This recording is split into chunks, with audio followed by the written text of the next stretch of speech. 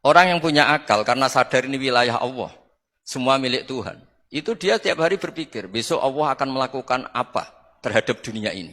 Kalau dalam kitab Hikam itu disebut al-aqil mayakul madza yaf'alu wa hubi wal ghafil mayakul madza af'al.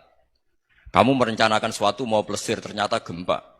Mau wisata ke Rusia ternyata perang. Kamu tidak pernah tahu apa yang akan terjadi besok. Wa ma tadri nafsum madza taksibu ghada.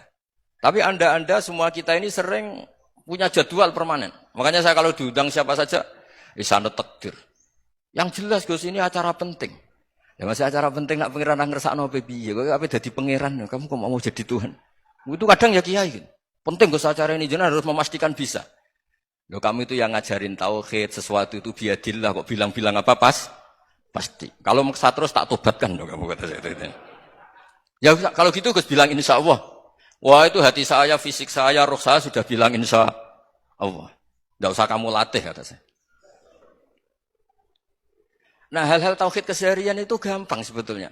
Wal ghafil yaqulu madza af'al. Tapi orang yang lupa Allah dia setiap hari bilang besok apa? Kita bisa melakukan apa? Seakan-akan dia itu aktor, dia penting, dia subjek permanen, dia. Padahal kita ini hanya objek kehendak Allah Subhanahu wa taala. Karena kita yakin sesuatu yang terjadi di alam raya ini kita tidak bisa apa-apa. Makanya saya sering ngaji, sering bilang saya. Ketika Anda mensifati Allah, dia yang menghidupkan.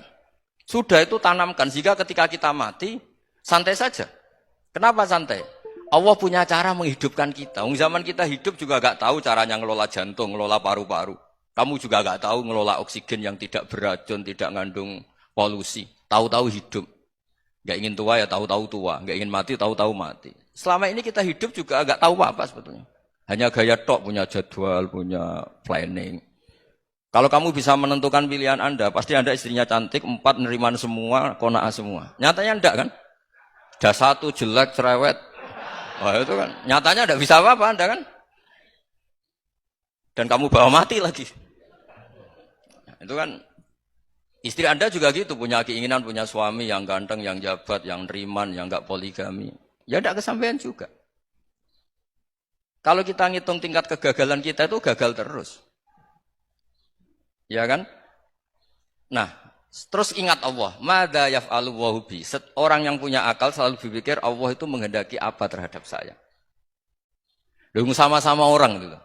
Melihat orang yang serius. Itu kata Anda itu pemikir berat, serius. Senang punya tokoh yang merengut karena kamu anggap serius. Tapi sebagian orang anggap orang yang serius itu wong merengut, wong masam, wong muka kok ditekuk. Jadi sama itu hati ya muqallibal qulub tsabbit qalbi ala dini, karena kita enggak tahu cara berpikir kita tentang orang lain, tentang sekeliling kita.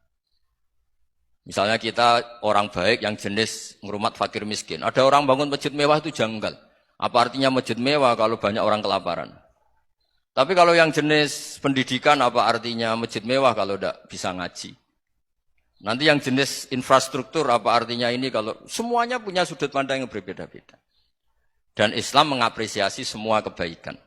Tapi katakan semua kebaikan itu adalah kehendak Allah Subhanahu wa taala. Karena apapun baik Anda itu pakai fasilitas yang diberikan oleh Allah Subhanahu wa taala. Sehingga ini yang disebut qulillah tsumma darhum fi khawdihim yal'abun.